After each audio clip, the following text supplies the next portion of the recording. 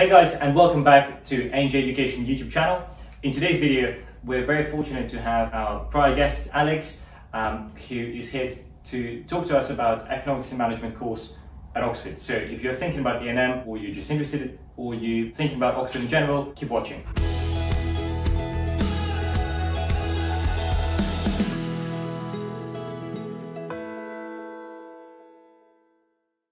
Great, Alex, good to see you. If we begin with E&M, what exactly is it? So E&M stands for Economics and Management. That's like macroeconomics, microeconomics, behavioural economics, all of this sort of stuff. And online there's like loads of resources again about exactly what's in the course. So Oxford are going to great lengths to make sure that you can look at which papers you can take, which tutors specialise in what. And then management is more the business side of things. So again, it's more like if you're looking to go into consultancy or something like that, it's how to like different management strategies, that sort of stuff. Okay, that's interesting. And for those of you who don't know, E&M is the most competitive course at Oxford by a number of applicants, so over 16 people per place, which is almost reaching the Ivy League levels of competition where you have 24, 25 people per place at unis like Oxford, Harvard or Stanford or Princeton. So what is it that makes E&M so popular? So I think largely it's the careers which you can do after the course. So it opens the door obviously into banking, accountancy, consulting, jobs in the city. So a lot of people take it just because it's quite lucrative. So in terms of tuition fees to career, it pays off. But it's also an incredibly interesting degree in itself. So lots of people take it and go into a completely different career path. So I know people have done E&M who are going into academia, for example. So they're doing postgraduate studies now and want to become an academic themselves. But also, like all degrees at Oxford, it essentially leads into a wide, like really diverse career choices.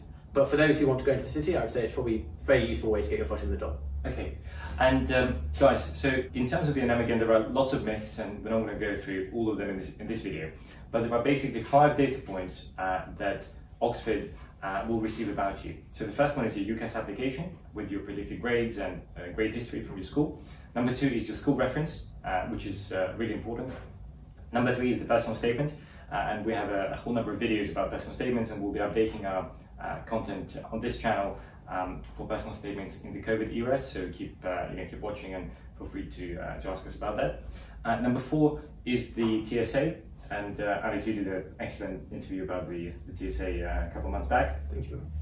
And the 5th one is the interview if you get invited to one. So there are five admissions points, and in my experience, it works best if you break down the application cycle, the application process into those 5 points, and then split each one into subsections. So if you remember, we were talking about the TSA, how you described how you really broke it down, and that works for you. Yeah, so that's exactly right. So break down the entire admissions process into the sections you're talking about, and then even go further. So in the TSA, there's different types of questions. So the TSA is the admissions test which you have to take for E&M. So it's a thinking skills assessment. It's run by all over the world, so you'll probably be able to find a centre near you that will run it for you. So you can break down into the different categories of question.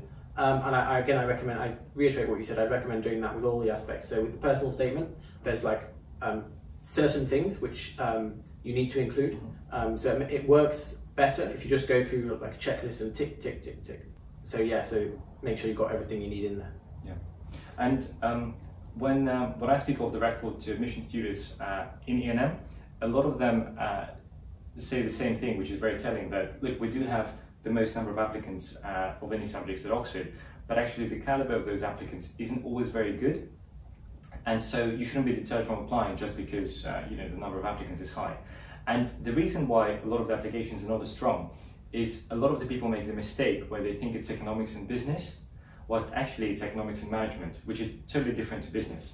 So a lot of people are thinking, well, I'll come to Oxford and learn entrepreneurship and business skills and business management, but it's not that. It's economics, 50% of the course, and management, which is 50% of the course. So if you're coming with the mindset that you're going to learn about business, of course it's part of it, but it's not it's not the whole course.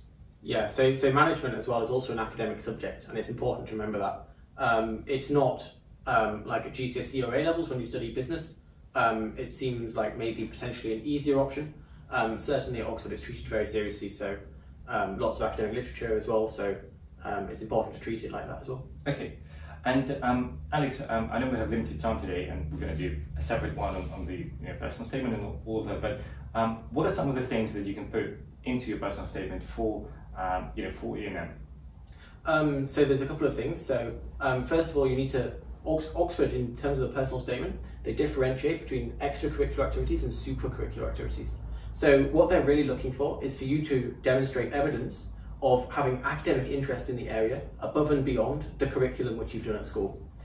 So if, for example, you've written any essay competitions on economics, if you've gone to a public speaking competition where you spoke about economics, if you went debating, any of these things are useful to put in your personal statement, because what they show Oxford is that you have your own initiative and you're really, really interested in the course. You're not going to get halfway through and decide that you want to call it quits. So it's demonstrating that interest, and then also, of course, anything academic you've done as well. Yeah, holistically, Oxford are very focused on that sort of stuff.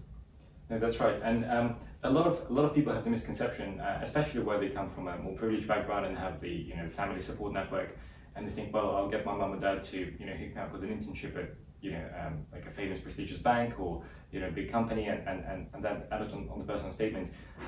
That actually doesn't work. And look, admission students, they're not stupid, right? They know that if you're 17 and you have 3 months of work experience at Goldman Sachs, it's highly unlikely that you got there on merit alone. Instead, you should rather, if you have that sort of access, that's fantastic and good for you. But you should rather focus your time on reading, doing essay competitions, doing academic stuff, developing your skill set, and preparing for the TSA, because that will do much more in the long run for your application than name dropping a company. On that point, yeah, so for the personal statement, reading outside your subject and around your subject is super important. So if you get invited to an interview, one thing they often do is pick books which you've read, and it's like a nice conversation opener. So already it's a way to develop rapport with the interviewer. You can discuss a book you've both read, what do you think of it, maybe share a joke, and it's a nice way to show that A, you're academically interested in the subject and you want to pursue it, and that B, you can develop a rapport with the interviewer as well. So it's a nice little thing to put in your personal statement as well. And how can you, and this is a question for E&M as well as pretty much for every single other subject interview, but how do you build a rapport with the interviewer? And what happens if, I don't know, you're interviewed and they've just had a really bad day, an argument at home, and are in a grumpy mood? Is there any way to ensure that your chances are not damaged by by the mood swings of the interview on the day? So my strategy was just to stay relaxed. So when you're interviewed, you're normally interviewed by multiple people. So normally 2 people who are interviewing you at any one time. So you have at least 2 interviews, of course, but the interviewers, it's going to be the same for everyone.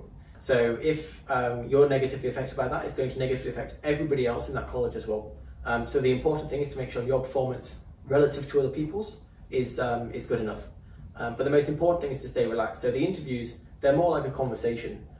So they might throw some ideas at you, you develop them, and then they throw an objection to you, and then you think, oh, I didn't think of that, and then you change your mind. And again, that's another thing in the interviews, don't be afraid of changing your mind on the basis of new evidence. So changing your mind isn't a bad thing, as long as you have a reason for doing it, and you can justify it after you've done so as well. Actually, that's an excellent point. One of our students from this cycle told me about a particular question during the interview that they answered, and then 5 minutes later they realized that the answer they gave was wrong and they wanted to add something else. So they actually stopped talking and said, excuse me, I've now changed my view. And obviously it's a very scary thing to say and to admit, but actually, well, this particular student got in, but what it showed to the interviewers, obviously I'm not them and I can't tell you what's going through their head, but what this must have showed to the interviewers is that this student has been actively thinking about what they were saying, and based on your evidence, just like you said, Alex, they weren't afraid to change their point of view. So this shows a great deal of analytical ability and confidence and humility as well. To admit that, look, I've made a mistake here and my position has shifted. This is much better than kind of fighting your corner and going, my way, no way, and this is how my school teacher taught me, and this is printing more money is going to lead to more inflation, and that's how it is, and it's okay to change your point of view. Yeah, for sure. All right, Alex, with E&M, what would you say are the career options? So obviously, you know, the finance, economics. Those are the usual ones. But are there any other perhaps less expected careers that come out of E&M? Yeah, so E&M leads you to like a whole diverse set of careers. We were talking, I think, in the other YouTube video about I've got friends who've done law conversion courses who did E&M.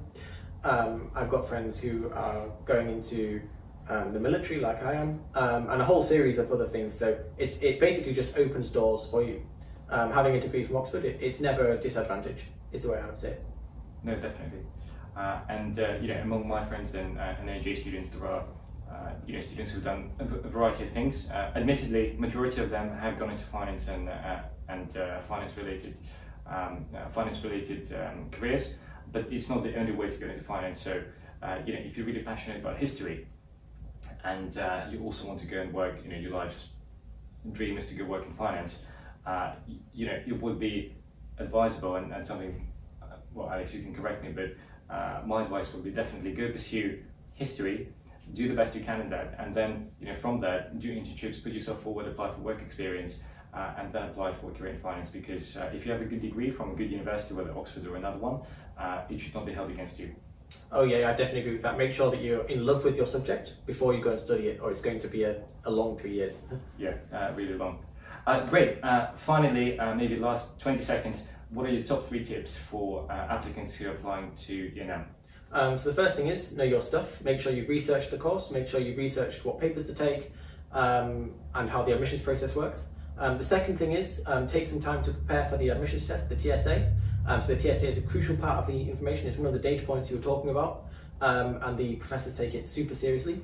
And then the third thing is do some interview practice. So make sure you get your friends, family, teachers, anyone who will agree to give you a mock interview, because it really trains you to think on your feet and to to think laterally, and to really analyse and think about what the interviewer is saying. Alex, that's great. Thanks a lot, and best of luck. Thank you. Cheers. Cheers.